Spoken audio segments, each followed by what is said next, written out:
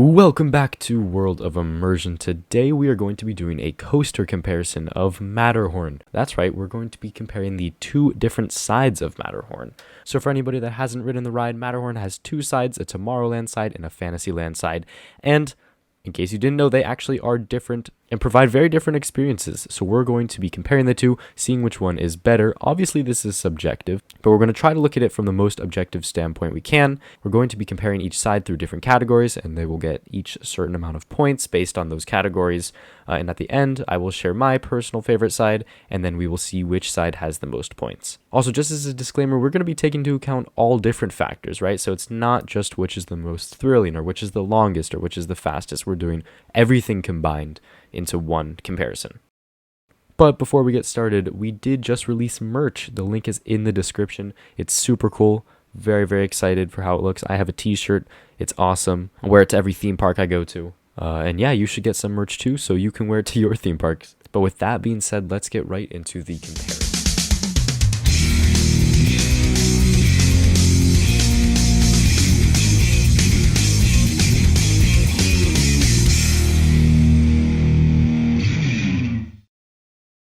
So the first category we're going to be comparing is thrill. Now, I feel like this is a pretty objective category. The Tomorrowland side is definitely a more thrilling experience, and we'll be getting 5 points for this. The Tomorrowland side features a significant more amount of drops and quick elements that give a much more thrilling experience. There are many very fun moments of airtime that you get. There's especially one big drop into the second Yeti encounter, which is a lot of fun. And overall, you get a much more thrilling experience on the Tomorrowland side than you do on the Fantasyland side. They're both relatively thrilling. You have to remember these are family rides, but they can get a pretty thrilling experience, and you get that more so on the Tomorrowland side. But there is one major downside to the Tomorrowland side being so thrilling, and that's what leads us to this next category, which is smoothness. The Fantasyland side is significantly much smoother than the Tomorrowland side. And I hadn't really noticed this until I rode it a couple days ago when I went to Disneyland. One of the biggest complaints that people have for Matterhorn is how rough it is. And the Fantasyland side is actually not that rough, in my opinion. Now, I personally have very strange opinions on roller coasters when it comes to roughness. I sometimes enjoy the roughness. I think it's fun feeling like you're going to fly out of your seat or the car's going to come off the rails at any moment. And so you get that a lot more on the Tomorrowland side. But if we're thinking overall, the general public, I think, would want a more smoother ride experience. And so definitely Fantasyland is going to take the win on this one because it is a much smoother experience, and this will now get 5 points. So even though the Tomorrowland side is much more thrilling, you do sort of lose a lot of that smoothness because it can sort of jolt you around and, hurt your back and hurt your legs and feel like you're flying out of your seat. But the Fantasyland side provides a much more smooth, sort of calm, sort of like drawn out experience, which is a lot of fun in my opinion. Now the next category is going to be theming. And this is sort of an interesting one because, of course, it's on the exact same structure, it's on the same thing, and the two sides share the same Yeti for one of the moments. But I'm actually going to give Fantasyland the win on this one. I personally enjoy the second Yeti on the Fantasyland side more than the Tomorrowland side, and it's a strange reason, but it's because you see the second Yeti for a lot longer on the Fantasyland side. Another little small tiny difference is you get a much better view of the destroyed bobsled when you're going through it right after the lift hill, which is a slightly bit of better theming. And so because this difference is so little in theming, we're just going to give Fantasyland a half point for this one.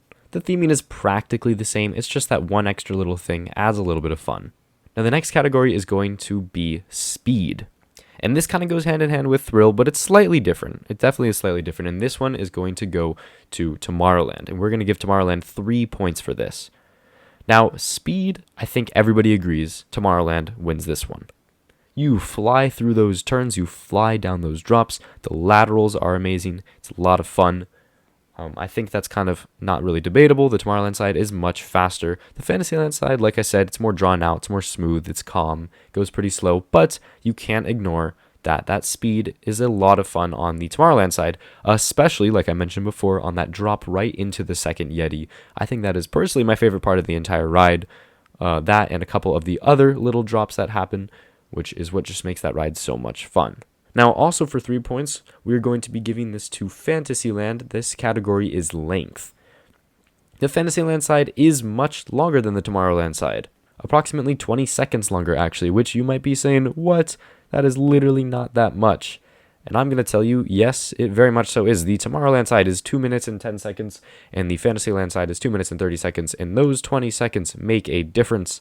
It feels a lot longer, especially considering the ride is on the slower side. And like I said, that just adds to the experience. Everybody loves a long roller coaster. My only complaint about the Tomorrowland side is it feels like it ends so quickly, where the Fantasyland side, by the time you're in the brake run, you feel like you've experienced a lot. Like I said before, those 20 seconds really can do a lot for the ride. Now, for the next category, we are going to be going into airtime/forces, and this one is going to be worth 2 points, and we are going to be giving it to Tomorrowland. Again, this is slightly undebatable in my opinion. The Tomorrowland side has a lot of those steep drops and curves where you get loads of laterals and negative G-forces, as well as that drop into the second Yeti, you get a lot of positive G-forces actually. And again, I think most people can agree that forces in general tend to be a lot of fun on rides. And just overall, Tomorrowland provides a much more thrilling experience, which comes with a lot of forces. So we will be giving 2 extra points to Tomorrowland for that. Now, on the subject of that last category, we're going to give a miscellaneous category point to Fantasyland. And the reason that I do this is because we need to remember that we are at Disneyland. This park is designed for little kids. And to be honest, the Tomorrowland side is pretty intense, and I'm not so sure a 5 or 6-year-old is going to want to ride the Tomorrowland side. It's pretty scary, it's pretty intense, it's rough, whereas the Fantasyland side provides a very, very nice kiddie coaster experience. Like I said, it's still intense, it's still fun, it has its moments, it's still pretty rough, which can be a little bit intense for little kids, but it does cater to Disneyland's audience much better than the Tomorrowland side does. And so we're going to give an extra point to Fantasyland just for that aspect. Now, time to tally up our points and see which one is better, but before we get to that, we want to share our personal favorite. Now, our personal favorite side is the Tomorrowland side, and the reason for this being is it's just a more thrilling experience. We're both not little children, so we don't get terrified by the forces, and of course we are roller coaster enthusiasts, so we love intense coaster experiences. So it seems pretty obvious that we would pick the Tomorrowland side over the Fantasyland side if we could. But it goes without saying, we still do love the Fantasyland side. Just overall, we think the Tomorrowland side provides a more thrilling and fun experience that we enjoy more. But in terms of a quote-unquote objective standpoint, like I said, this is still very subjective, but just based on the points, Tomorrowland side is going to take the win. Tomorrowland side with 10 points and Fantasyland with 9.5 points. This is a very, very close battle, but Tomorrowland side takes the win just by a little bit. Here's a breakdown of all the points in the scoring. I hope you enjoyed this video. Let us know in the comments down below if you want to see more coaster comparisons. We know this one is slightly strange to have a coaster comparison of itself, but we would love to do more of these in the future if you guys want to see them.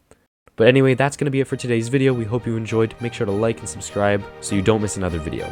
Thanks for watching World of Immersion, and we'll catch you in the next one.